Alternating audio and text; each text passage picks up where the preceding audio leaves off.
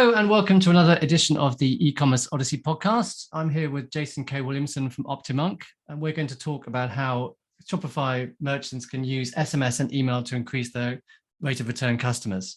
So Jason, my first question to you is, what do you think are the best strategies in 2022 for getting customers to return to a Shopify storefront?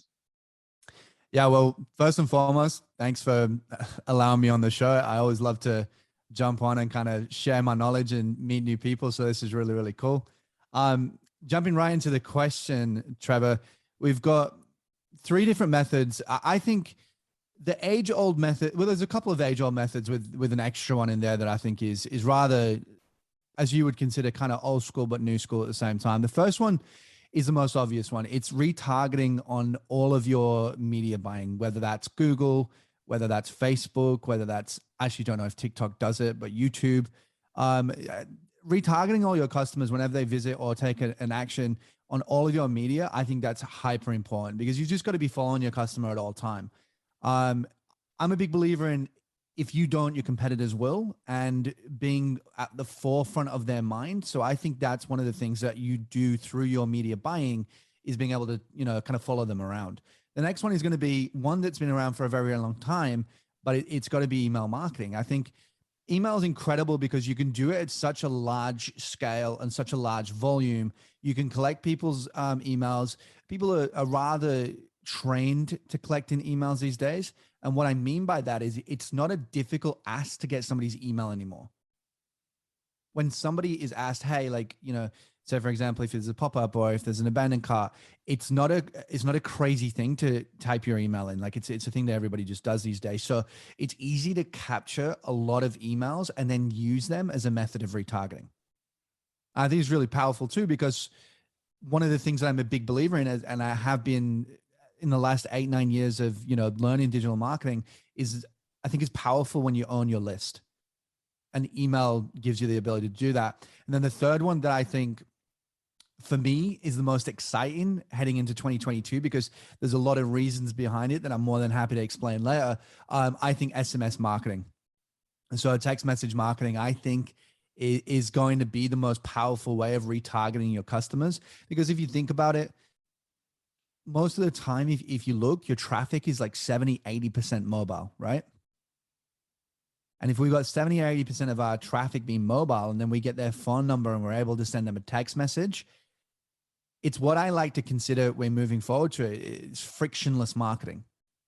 So they will get a text on their phone, click, they're already on the device ready that they were going to do the shopping on anyway, and they're able to return and purchase from you again and again and again. So for me, the most important, like all three of those, SMS for me is the most exciting heading probably onwards for the next decade. Okay, so that's interesting because SMS has been around forever, but it does seem to be getting a lot of attention at the moment. Is it a bit old school or? Yeah, so that's a fair point, because it is something that we've been using for a very, very long time, but it's something that I don't think has been really incorporated or saturated in the consumer market. Right. So we've had this ability to be able to text each other on a one-to-one. And we've known that people in big corporations do, big text message blasts and campaigns. But I think what's changed, and I think why it's more available to us, is it's that we now have platforms available on Shopify that allow us to easily set up these campaigns, that allow us to easily capture people's numbers and allow us to set up these incredible automations that will use the power of text message marketing, and it will then, do everything for us on automation. I think the biggest change that we've had is it's just that we now have the vehicles ready and available to anybody to start doing text message marketing. Whereas before it was only, for the kind of enterprise businesses. Now it's for anybody who's got $5. Does that make sense? So what about, because SMS is, a lot of people use WhatsApp instead of SMS these days. Is that something which can be integrated too? Is it just, how do you see, is SMS dying? And I suppose everyone has a mobile phone and that still takes SMS, but a lot more people will be moving on to platforms like WhatsApp. How's that going to affect things? Yeah, I don't think it really affects much, because at the end of the day, you'll always receive a text, even because everybody's got a number and a phone. But if it's WhatsApp, they have to have WhatsApp. Yeah. And especially in countries like Australia, I don't think WhatsApp's huge. I use Signal more than I do WhatsApp. I only have WhatsApp because of my American clients, but I don't think it's like, so the point is everybody has a phone number, but not everybody has WhatsApp. WhatsApp's an app. It can phase out, but a phone number, you'll have it forever. Yeah. So what do you think, what are the ways in which, the best ways in which SMS can be used by e-commerce brands? What's your best practice recommendations? Yeah, that's a really great question. So I guess if I was to think about 3 use cases, well, one of them is going to be an abandoned cart. And they are so powerful. I work with some pretty big brands that do some incredible numbers. And we always look at our SMS abandoned carts as being one of the highest revenue drivers for us. So abandoned carts for me is one of the things. At checkout, there's always the ability, especially on Shopify, to just simply, and I don't know if anybody knows this, but if you're looking to add SMS, it's very, very simple. You can just go into your settings, you go to checkout, and then there's now we used to have this button that said like, it was email. Do we want to have like a default checkbox or an unchecked, but now there's one that's underneath it that I don't know if anybody, like there's not many people that actually know it exists right now, but it's enable SMS at checkout. You can simply click that button, and on Shopify, it will just add another checkbox on your checkout that customers have to compliantly, they have to explicitly tick it. So it's not by default checked, but when they tick it, so for example, you might say receive text, offers via text, they click that and they check out and then they're subscribed to you. And that gives you the ability, if you're using any softwares like Postscript, it will give you the ability to kind of like Postscript will just hook up straight away. And then you can set up an abandoned cart and literally anybody ticks that, gets through and doesn't, and all of a sudden they've got an abandoned cart text message. And that is super powerful because you can set that up within 20 minutes. Again, it comes straight to their phone. It doesn't, and this is what's interesting. I'm going to explain why I think the SMS, because I'm an email marketer first. I've, helped before SMS, I helped probably make $75-80 million for my clients at the time through email marketing. So I'm email marketing first. I love email. But what email doesn't have at the moment, what SMS does, is if I send an abandoned cart email, I don't get notified on my phone when that happens. I only know when I jump on my email app and I see it in updates or in promotions. But with SMS, it's going to go ding and I'm going to see it. And the statistics are that 98% of texts are read within the first 4 hours. Right. Because so that's where the power comes from. Yeah, because I actually because I got so annoyed with WhatsApp and things, I turned off all my notifications, and actually SMS is the one thing that I haven't blocked. So it's the best way of getting, because you can't. Well, email, so much junk email, so much, WhatsApp groups, ping. SMS is the only thing I actually get. So yes. So okay, right. I interrupted you there. There were 3 ways. That's okay. It's a conversation. Yeah. So that's the first one. I think abandoned carts. The second one is the most obvious one. It's sending a campaign, right? It's sending a campaign out to your audience when you've collected enough, of their SMSs, enough of their phone numbers. You can simply send a campaign out. And again, going back to it, frictionless marketing. When you send that campaign out, they're already on the device. It's a 98% open rate. They're already on the device, and when they click through, they're ready to buy because they're on the device that they're most likely shopping on. So sending a manual campaign, much like you would do an email, but it's even easier because email, there's so much, graphic design and so much fanciness that goes into it. And there's also a lot of, I guess, a lot of knowledge and information that goes into, email marketing. Like, do I have the right subject line? Am I sending to the right segment? Am I doing this, this, and this? Is this going to get me in spam? Am I going to get into the inbox this way? There's a lot of like intricacies that go into email, and SMS almost removes that because it's very easy to do a plain, simple text, very short snippet, and still get a really, really high click through, probably north of 10 times higher than an email. Right. It's very, very simple. So almost simplified everything. Okay. Yep. Yeah. So that's the second one.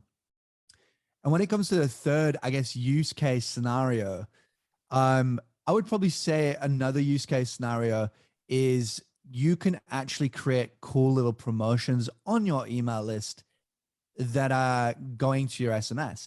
So you could set up, like, for example, if you wanted to do a 24-hour flash sale, which I recommend everybody does a flash sale every 6 to 8 weeks. I don't think there's a bad thing. If you do 24 hours, 48 hours, they get a quick 10, 15, 20% off, whatever you want to do. It's nice to do a flash sale every, couple of months. You could then tie it to your SMS. So you could say, hey, like, here's, and you can create these, it's very easy to create these little links where they just click through and sign up. But you can do a simple, hey, when you join our SMS list, you'll get 20% off for the next 24 hours. So that's a really cool thing to do. It's kind of part of a campaign, but it's kind of not. It's a campaign email that leads to an SMS, which then can trigger an automation. And now you started to grow your list at the same time. And you're also able to create this really cool, engaging kind of campaign through your email. Okay, so I think that leads us on to the next question. What is the best way to grow your SMS list? Yeah, and that's a really good question, because SMS, much like anything, I think having the ability and the power to grow your list as fast as humanly possible is where you're going to start to see really good returns on investment, right? If you can grow that list very fast and start to send out more automations, more text, that's where the power is going to be. You're going to collect that list. You're going to grow it faster. You're going to have the ability to send campaigns more often. And it's really going to give you the power to just scale at profit, because sending these, you like, for example, I know a lot of my texts are going to make like 10x ROAS, which is very difficult to send a campaign on Facebook and know I'm going to get 10x ROAS. So it's really important to focus on list growth. And the number one way that I found, and leading into the story, I don't know if anybody knows, there's a guy called Davey Fogati. He owns the Udi. One time I jumped on a podcast with him and I kind of broke down everything that we're talking about right here. And it's somebody, he actually asked me on that. He says, Jace, how did you get into this? And I was like, funnily enough, it was you. So I used to be an email marketer, and Dave said to me, he says, hey, we really want to work together, but we have an email team. Do you do SMS? And I said, well, you know what? I can learn. I figured it'd be the same thing, right? It's very similar principles. So I went ahead and I started to learn, and I started to work on his brand, and I started to do SMS. And the one thing that we noticed is his brand was doing really, really well with email. And we wanted to create, well, actually knowing email, I knew that pop-ups were the best way to capture my website visitors and turn them into subscribers. But again, I didn't want to disrupt what he already had going, because he was making a lot of money through that method. And I thought, well, how can I still get a piece of that pie, but not disrupt it? And I came up with something that's called the Trojan Horse method. And I've used it for the last like maybe 8 months now. And it's contributed to north of 15 to 20 million in sales, because it's such a good method. We get the SMSs. And what it is, and if anybody's listening and anybody wants to learn how to do this, it's very, very simple. If you were to have a pop-up, and I choose OptiMonk. That's actually, funnily enough, how I got involved with OptiMonk, is I'd used them for the last 6 years. I use OptiMonk with every campaign that I ever build, because what it allows me to do is create these incredible, on-brand pop-ups where I'll capture their email. And why we call it the Trojan Horse is because I use that email as a Trojan Horse to get their SMS. So it's very simple. The first step would be, if you were to offer 10% off or $10 off or whatever it is that you want to do, a nice offer to just get them to say yes. And once their buyer's resistance is down, it's much easier to get them to say yes again. That's, common kind of psychology of sales. And then I took kind of an inspiration from a drive-through. I was literally going to McDonald's one time, and I think I maybe was on a diet or something. And I was like, I'll just get a regular. I'll just get a medium. And I get to the drive-through, and the lady looks at me and she goes, hey, do you want to upgrade that for just $1? And instinctively, without saying, I literally just was like, yeah, sure. And I realized the power of, do you want to upgrade, and the power of choice, and also the power of the fact that I'd already said yes to being there, that it was much easier to get me to say yes again. So I took those same methods and I implemented that kind of in the middle step. So once you say yes to accepting the email, and you say, yes, I'd like the 10% off, there's a middle pop-up. So the second step of the pop-up that says, hey, would you like to upgrade that 10% to a 15%? Mm-hmm. And then you can also say things like join the SMS club, and you'll get a 15% code text to your phone. And then I simply have, using OptiMonk, we're allowed to use surveys. I create a survey, and I'm literally just saying this out loud. So if anybody ever wants to kind of listen back to this and try and repeat it, you could literally do it. But I'd create a survey that would say, yes, I want yes, I want to join, or no, thanks, 10% is fine. And the reason I use a survey, just so you know, Trevor, is because then in the back end, I can actually see physically, statistically, who clicks yes and no. And then if they say yes, I take them to another page that just says, hey, join the SMS club. And they just type in their phone number and hit submit, and that's it. It's a very, very simple method, but there's a couple of things it does is giving the customer choice. It allows them to feel like they're in control. And it's also not scammy. I don't know if you've ever done this, but my partner hates it. She'll go on to like a fashion brand and they'll say, hey, do you want 10% off? And she says, yes, I do. So she types in her email and then she says submit. And then the next page, it says, hey, you're nearly there. To get your 10%, just enter your phone number. And it feels like very trappy. You know, you feel like you've been trapped. And that's one of the things I feel like this method doesn't do. Is it you're offering something to someone, offering something extra for them to give more information. Exactly. So you're upgrading their offer, but they don't have to. They have the power of choice. They can say no and they can keep their 10%, or they can upgrade to 15%. And then they have to give you their phone number, which is super, super juicy. So that for me is the best way of growing your SMS list fast and doing it in a very powerful way, because it's also connected with the automation. Like you would obviously do a welcome series through your SMS, much like you would with your emails. You would do the same thing with your SMS. And I would do a simple keyword reply. PostScript allows me to do that. And PostScript and Sorry, what is PostScript? Sorry, before you carry on. PostScript is actually the software that we use. PostScript, they call themselves the Klaviyo of text message marketing.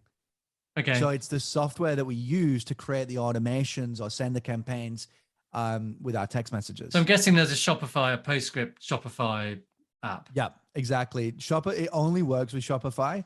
There's other methods if you want to do it with like WordPress, but I really niche down on Shopify because there's just enough people, you know, to kind of like Shopify just works, doesn't it? It does work every time. It's so easy. I don't miss it. It used to be Magento. Don't miss it.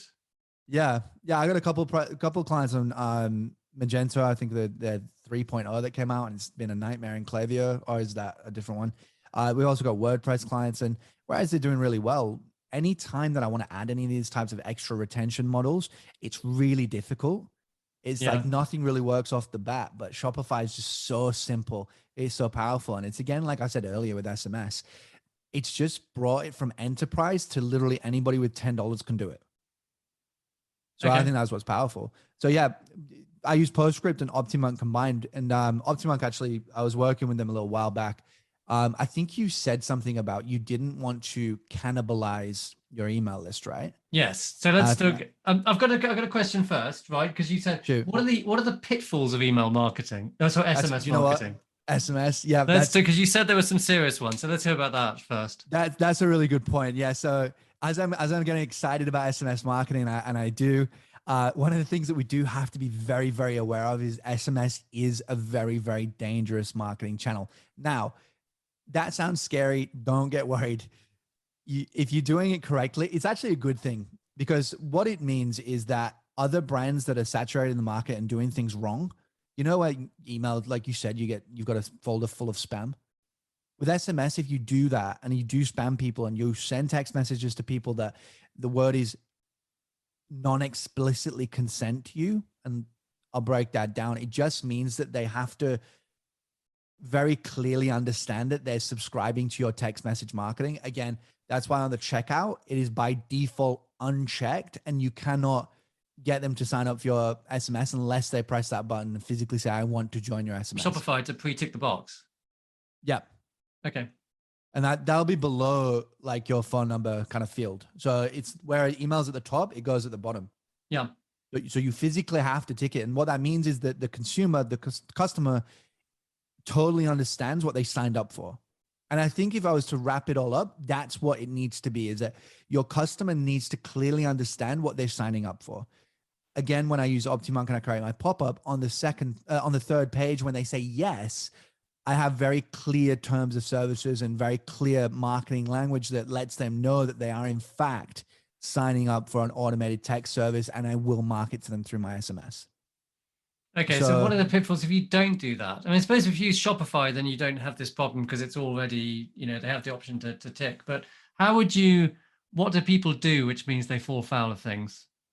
So just the biggest one is going to be the compliance side of things. So the pitfall is that if you send a text message non-compliantly, if you send a text message that you didn't explicitly get consent and you've kind of done it a little bit sneaky, right? You know, those brands that are like, oh, like, I don't really mind. Like I got their SMS. They don't really know, but it's okay. I'm still going to market to them. The pitfall is that the fine per text message sent is $500 US to $1,500 per text. So that's just in the US, or is that in EU as well? Or It's all around the world, really. I mean, GDPR is a thing, and TCPA compliance is. It's really. I'm pretty sure if you're like doing it to the USA, they can still chase you no matter where you are in the world. okay, so it's a bad idea. It's something to avoid. It's something you definitely want to avoid, and again, it's a good thing as well because it means that the crappy marketers that don't care about those types of things won't be able to get away with it because there has been. I think Victoria's Secret got slapped with a $5 million US fine for non-compliant Right. Okay. text message. So the way to avoid that is to, if you're starting off SMS marketing, just to do it just through Shopify, just collect your emails through the checkout on Shopify, and you should be okay. Absolutely. Okay. But it's not the fastest way to grow. So again, with the Trojan Horse method, I do have the correct compliant language on the final checkout, on the final page where they sign up for SMS. And that's just all you've got to know. Now, using PostScript, the way that we do it is you can create these links, right? But PostScript also has a language on their website. But when you go to create like a link for somebody to join your SMS, it'll also give you the compliant language that you have to use. And that way you're covered. As long as your compliant language, your marketing language, and if this goes on a website or anything like that, I'm more than happy to give it to you, and you can just put it down there as an example if anyone wants to read it, or if there's anywhere in your newsletter or something that you want to post out to, we can do that too, and I'll give you the language. But they basically all you have to do is just put it underneath the submit button, just so that they're very, very clear. It has to. And the other thing as well, sorry, is there's a privacy and terms of services, which is very standard. You have to let the customer know what you're doing with their data. That's already built into Shopify. Will there be like a thing at the bottom of the text message to stop receiving this email text blah blah to blah? Yep. And it says things like, you're signing up for automated text, you're going to receive like cart abandonment, for example, and we might send 3 times a week or something like that. And then it would say terms and services, privacy policy, and text help for help and stop for stop type of thing like that. That sounds so basically get the basics right is what you're saying. Correct. But once you've got that, again, it stops any dodgy marketers from being dodgy and saturating the market. And it also will deter a lot of people who can't be bothered going through that stuff. So basically, it means that you've got a big, nice open marketplace and your competitors are probably not doing it at the scale that you're going to do it. And again, if you implement what I said with the Trojan Horse, because most people already have a pop-up. This is why it's not hard. Is most people already have a pop-up on their store, no matter what they're using.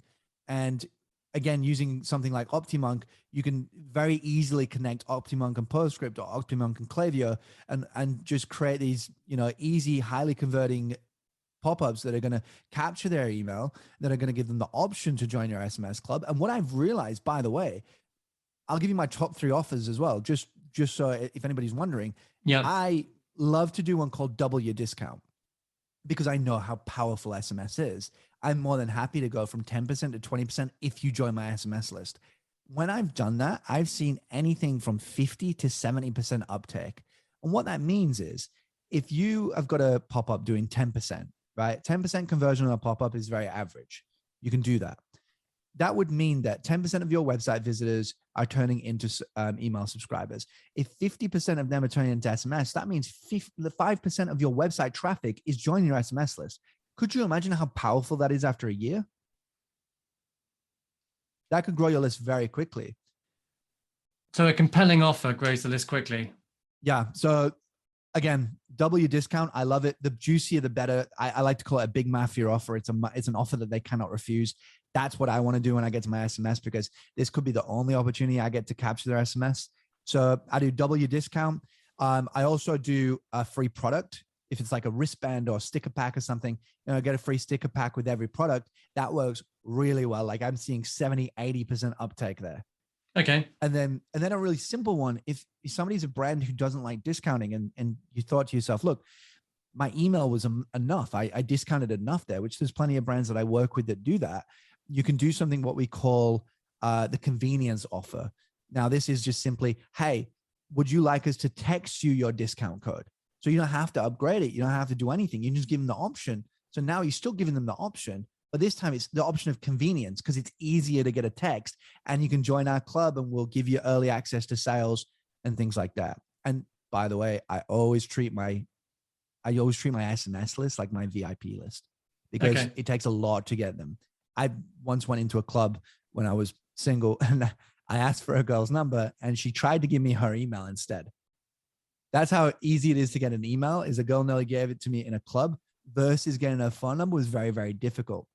So what I mean by that is a phone number is a very personal, it's a very intimate thing. It means I have direct access to you. So I like to respect that by sending them early access sales. I might do it 24 hours before it goes live to the public.